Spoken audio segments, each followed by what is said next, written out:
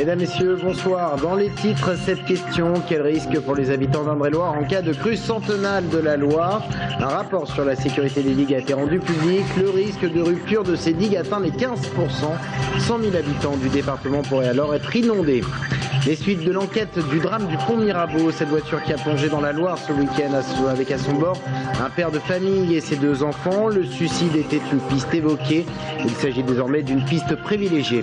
Et puis les résultats de la consultation des parents d'élèves de Tours, faite par la coordination des écoles sur le bouleversement des rythmes scolaires.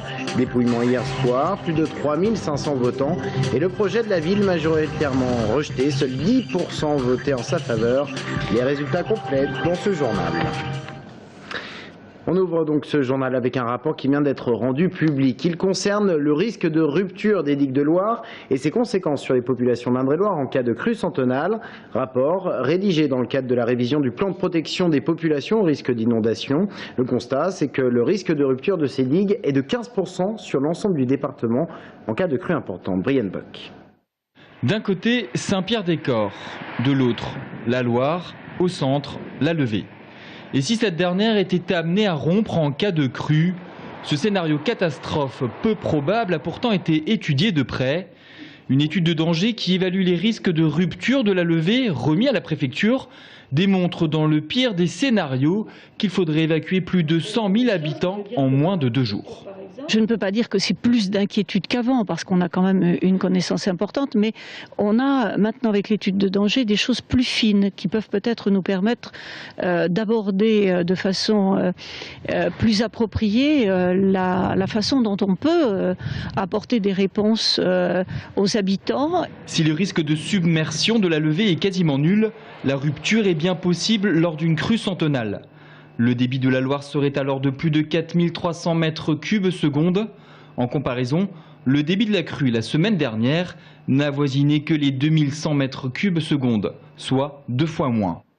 À Tours, c'est la direction départementale des territoires qui possède toutes les connaissances concernant les risques d'inondation. Nul n'est capable de dire si cette crue majeure peut se produire à court terme ou dans un siècle. Retenez simplement que les dernières grandes crues très significatives de la Loire datent du 19e siècle. D'accord, donc on sait qu'il y a une crue à peu près tous les 100 ans, donc là... On ne peut pas dire à quelle échéance prochaine un phénomène de ce type peut se produire. Ça, c'est pas possible. Autre élément de protection des inondations, au bord de l'autoroute A10, voici la digue du canal. Cette digue peut être étanche au niveau des routes et des voies ferrées, car des endroits permettent de disposer des bâtards d'eau, des sortes de portes en métal, afin de protéger Tours en cas de crue. Mais l'étude de danger démontre que cette digue est devenue poreuse et fragile. Ça veut dire qu'à un moment, on peut avoir aussi une rupture importante, et j'aimerais bien qu'on aille un petit peu plus loin en effet pour savoir qu'est-ce qu'on fait de cette digue. 2 solutions seront à l'étude, soit la consolider, soit la rendre perméable. Une étude spécifique sera alors relancée les mois prochains pour décider du devenir de la digue du canal. On en vient ensuite du drame du pont Mirabeau, cette voiture qui a plongé dans la Loire dans la nuit de vendredi à samedi, provoquant la mort d'un père de famille et de ses 2 enfants. Le corps de la petite fille n'a toujours pas été retrouvé. On a évoqué la piste du suicide de ce père de 32 ans. Eh bien, cette piste semble désormais privilégiée. Aurélie Renaud. Depuis hier, la police poursuit les auditions des proches de Willy Maillot. Mais dans l'enquête sur les circonstances du drame du pont Mirabeau, la piste du suicide est quasiment certaine. Selon des sources proches de l'enquête, le père de famille avait plusieurs fois signalé qu'il était dépassé, qu'il vivait mal son divorce au quotidien. Mais pour son entourage, les signes de cette détresse n'auraient jamais pu faire penser au pire. Aujourd'hui, les résultats de l'autopsie ne révélaient pas encore si Willy Maillot était oui ou non sous l'emprise de l'alcool ou de la drogue. Les recherches sur la Loire, elles, se poursuivent pour tenter de retrouver le corps de la fillette de 4 ans. Des recherches difficiles selon le parquet de Tours. Depuis hier, une cellule psychologique a été mise en place à l'école maternelle Honoré de Balzac à Saint-Cyr-sur-Loire. C'est là que Zoé et Joanne, les petites victimes, étaient scolarisées. Selon la directrice de l'établissement, le dialogue avec les psychologues fonctionne bien. Et aujourd'hui, pour les élèves, la vie doit reprendre son cours. Il s'agit d'épargner les enfants. Saint-Cyr-sur-Loire sous le choc à double titre, c'était le lieu d'habitation des victimes du pont Mirabeau, mais également choqué parce qu'on a appris la connaissance d'une affaire qui touche d'ailleurs cette même famille. Aucun lien entre les deux affaires, précise le parquet, mais le grand-père des enfants, également maire adjoint de Saint-Cyr-sur-Loire, a été mis en examen pour viol. Les précisions, Aurélie Renaud. Hier soir, lors du conseil municipal de Saint-Cyr-sur-Loire, 2 minutes de silence sont observées pour les 2 petites victimes de l'accident du pont Mirabeau, les petits-enfants de Patrice Vallée, l'adjoint au maire en charge du sport. Puis le maire de Saint-Cyr prend la parole. Il indique à l'Assemblée que Patrice Vallée vient d'avoir affaire à la police. Vendredi soir, ce dernier a été placé en garde à vue. Une jeune femme l'accuse de viol. L'ensemble des collaborateurs, l'ensemble des élus de la ville, évidemment, ont été doublement choqués, doublement éprouvés. Le juste mot est celui-là, face à cette quantité d'informations depuis 2 jours. Bien entendu, quelqu'un qui a mis en examen n'est pas coupable, c'est la loi, malgré des affirmations diverses et variées. Écoutez, on va essayer de gérer ça au mieux, dans la quiétude, sans énervement, sans tomber dans la rumeur et le ragot. Compagnon du devoir, ancien industriel et propriétaire de différents hôtels, Patrice Vallée est décrit comme un homme droit par l'équipe municipale. Aujourd'hui, le parquet parle d'une affaire difficile et refuse de donner plus d'informations sur celle qui indique être la victime de l'élu de Saint-Cyr. Dimanche, Patrice Vallée a été mis en examen et placé sous contrôle judiciaire. En bref, un dramatique accident de la route ce matin à Saint-Ouen dans le Loir-et-Cher sur la Nationale 10. Voiture contre poids lourd. Une octogénaire est décédée. L'accident a donc eu lieu ce matin vers 10h30. Nous avions parlé de la mobilisation des parents d'élèves de la ville de Tours contre le projet municipal sur le bouleversement des rythmes scolaires pour la rentrée prochaine.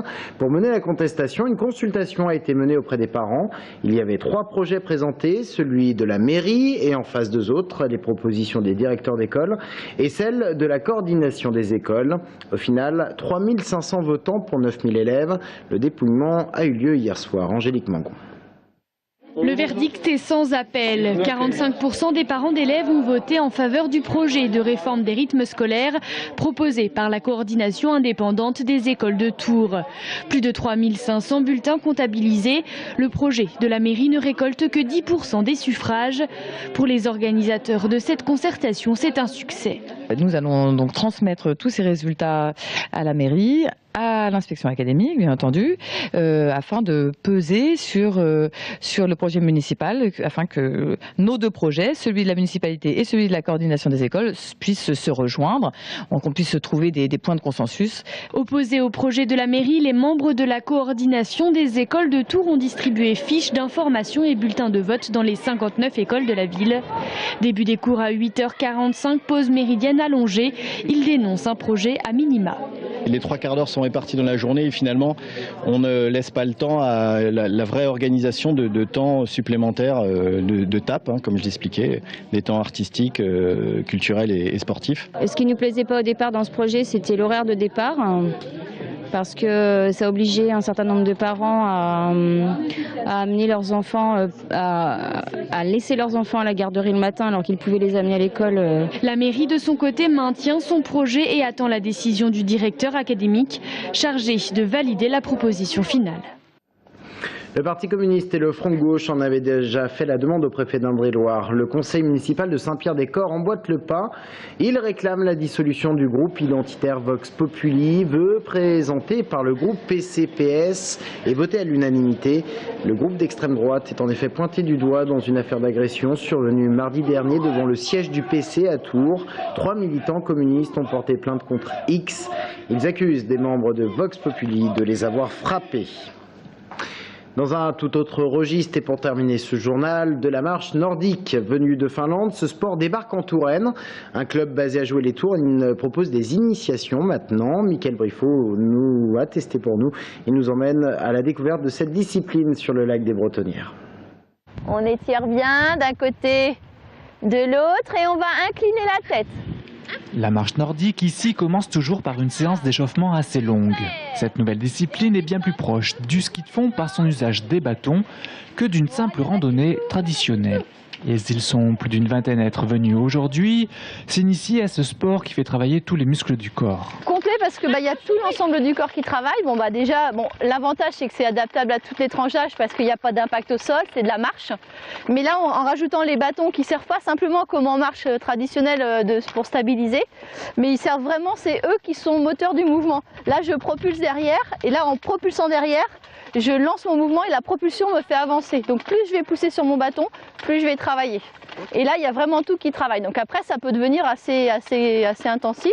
La marche nordique est connue pour présenter bien des avantages. Plus douce pour les articulations que le traditionnel footing, elle permet aussi de brûler plus de calories que la simple randonnée, tout en aidant au renforcement cardiovasculaire. Et pour apprendre au mieux à se propulser à l'aide des bâtons, la professeure veille sur ses élèves pour les aider à progresser plus rapidement.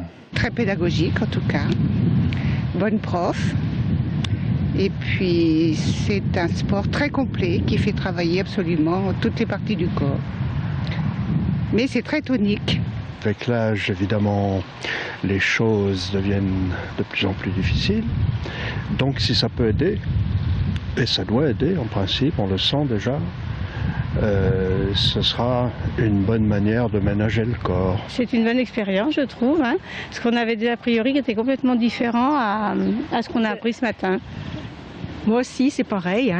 Au niveau du dos, je trouve que ça fait respirer et ça fait travailler beaucoup de muscles. En quelque sorte victime de son succès, l'Espace Saint-Léger envisage maintenant de pérenniser un atelier marche nordique dès leur entrée en septembre 2013. En attendant, vous pouvez continuer à vous initier à cette discipline jusqu'au 29 juin, mais attention, réservation obligatoire. Fin de cette édition, merci de l'avoir suivi. Dans un instant, on parle violence faite aux femmes. Restez avec nous.